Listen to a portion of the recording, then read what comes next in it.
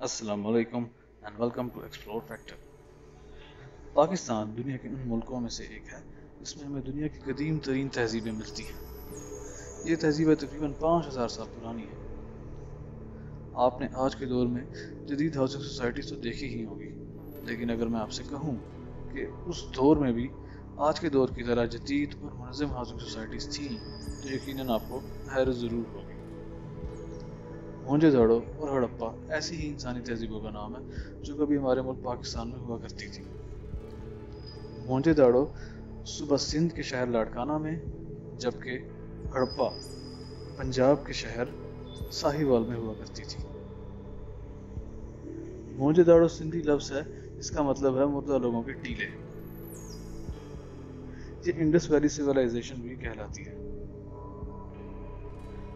हमें पुरानी तहजीबें खोजने के लिए दुनिया में कहीं और जाने की ज़रूरत ही नहीं, क्योंकि ये दुनिया की सबसे पुरानी तहजीब है जो आज तक दरियाफ्त हो सकी है। हमारे हिस्ट्री स्टूडेंट्स के लिए इससे अच्छी जगह तो हो ही नहीं सकती, क्योंकि एक तो ये हमारे पाकिस्तान के अंदर मौजूद है और दूसरा ये कि ये सबसे पुरानी तहजीब कहलाती है। अगर आपको हिस्ट्री से लगाव है तो आपको ये जगह एक दफ़ा तो ज़रूर देखनी चाहिए। मोहनजोदड़ो की ज़ुबान ऐसी है जो आज तक डिकोड नहीं की जा सकी और अभी तक साइंसदान इसको हल करने की कोशिश कर रहे हैं। इन लोगों का लाइफस्टाइल बहुत ही उम्दा था और ये उस दौर में भी हमारे आज के दौर की तरह हाउसिंग स्ट्रक्चर बनाते और उसमें रहते थे। 1856 में जब अंग्रेज़ यहाँ पर आए तो यहाँ पर रेलवे ट्रैक की ज़रूरत पेश आई। जब यहाँ खुदाई की गई तो नीचे से बहुत मजबूत भट्टी में बनी गई ईंटें बरामद हुई। ये ईंटें इस कदर मजबूत थीं कि वो देखकर दंग रह गए। फिर जब ये खबर आसार कदीमा के हेड तक पहुंची तो उन्होंने यहाँ पर रिसर्च का आगाज़ किया। इस रिसर्च के नतीजे में उन्हें खोज मिली कि इसके नीचे तो पूरा शहर दफन है। जब यहाँ पर खुदाई की गई तो यहाँ पर उनको बहुत सारी हैरान कर देने वाली चीज़ें नज़र आईं। यहाँ पर आज के जदीद दौर की तरह स्विमिंग पूल और पक्की सड़कें मिलती हैं। यहाँ पर आज के घरों की तरह वॉशरूम सिस्टम और रोड ऐसी थी कि जहाँ आज की हैवी ड्यूटी गाड़ियाँ भी चल सकती हैं। इसके अलावा उस दौर में भी आज के दौर की तरह अंडरग्राउंड सीवेज सिस्टम मौजूद था। इसके अलावा उनका सैनिटेशन सिस्टम भी बहुत ज़बरदस्त था जो टोटली अंडरग्राउंड था। मुझे तो ये जानकर बहुत ही हैरत हुई और यकीनन आपको भी हुई होगी। मोहनजोदड़ो से दरियाफ्त होने वाले ज़ेवरात भी बहुत मुनफरिद थे। ये ऐसे ज़ेवरात हैं जो हमारे आजकल ज़ेवरात से बहुत मिलते जुलते हैं। यहाँ पर एक बहुत बड़ी तादाद में कुएं भी दरियाफ्त हुए, जिससे पता चलता है कि यहाँ का वाटर सिस्टम बहुत ही उम्दा था। इन लोगों के पास बहुत से टूल्स भी मिले, जिसमें नाप तोल के टूल्स, म्यूज़िक इंस्ट्रूमेंट्स और खेल कूद की चीज़ें शामिल थीं।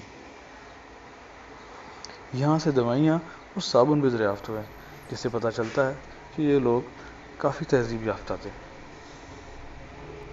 मोहनजोदड़ो से जो हड्डियाँ बरामद हुई उनमें नकली दांत भी देखे जा सकते हैं।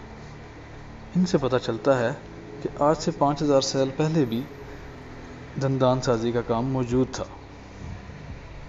रिसर्च से इनके बहुत सारे हथियार भी मिले जो ये जंग के लिए इस्तेमाल करते होंगे, और ये भी ऐन मुमकिन है कि शायद इनके दुश्मनों ने इन पर बहुत बड़ा हमला किया हो और ये पसपा हो गए हों और उसके नतीजे में ये पूरी बस्ती तबाह हो गई हो, लेकिन ये राज अभी तक खुल नहीं सका और इनके साथ ही दफन हो गया। इस शहर में एक बहुत बड़ा स्विमिंग पूल भी दरियाफ्त हुआ है, जिसकी लंबाई तकरीबन 39 फुट, चौड़ाई 23 फुट और गहराई तकरीबन 8 फुट थी। कहा जाता है कि ये मजहबी रसूमात के तौर पर भी इस्तेमाल किया जा सकता होगा। इसके अलावा यहाँ पर एक बहुत बड़ा हॉल भी दरियाफ्त हुआ है, जिसमें बेहतरीन वेंटिलेशन और एयर का सिस्टम मौजूद था। इसके अलावा इसकी लाइटिंग का सिस्टम भी बहुत अच्छा था। हो सकता है कि खुराक के ज़ख़ीरे के लिए या फिर किसी बड़ी इज्तिमाई तकरीब के लिए इस्तेमाल किया जाता हो। ابھی موہنجو داڑو کے 4 حصوں میں سے صرف ایک حصہ ہی دریافت ہو پایا ہے، باقی کے 3 حصے ابھی بھی زمین کے اندر موجود ہیں، لیکن بدقسمتی سے ابھی ان پر کام شروع نہیں کیا جا سکا۔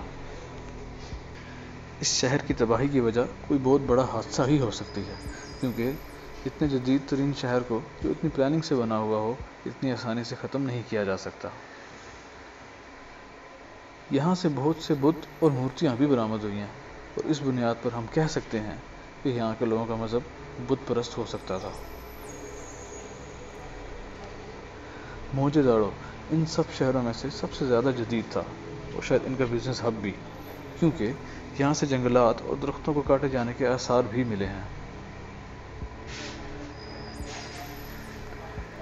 اس طرح کا کام عموماً کارخانے لگانے کے لیے یا پھر مکانات بنانے کے لیے کیا جاتا ہے، اور یہ بھی عین ممکن ہے کہ یہ درخت ختم کرنے کی وجہ سے یہ موسمیاتی تبدیلی کا شکار ہو گئے ہوں، اور بارشوں، سیلابوں، آندھیوں اور شدید آب و ہوا سے ان کا خاتمہ ہو گیا ہو۔ یہ وہی مسئلہ ہے جو آج کل ہمیں بھی درپیش ہے، یعنی کہ گلوبل وارمنگ۔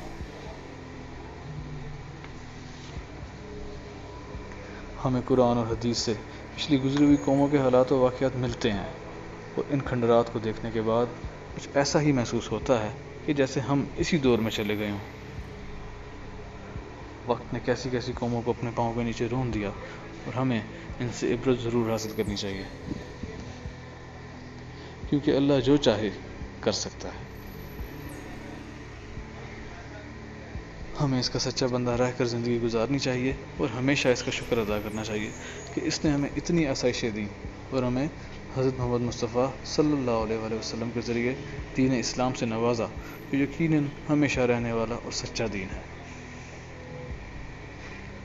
اللہ ہمارا خاتمہ خیر پر کرے، آمین۔ اگر آپ کو ویڈیو اچھی لگی ہو تو لائک اور سبسکرائب ضرور کیجیے گا۔ اللہ حافظ۔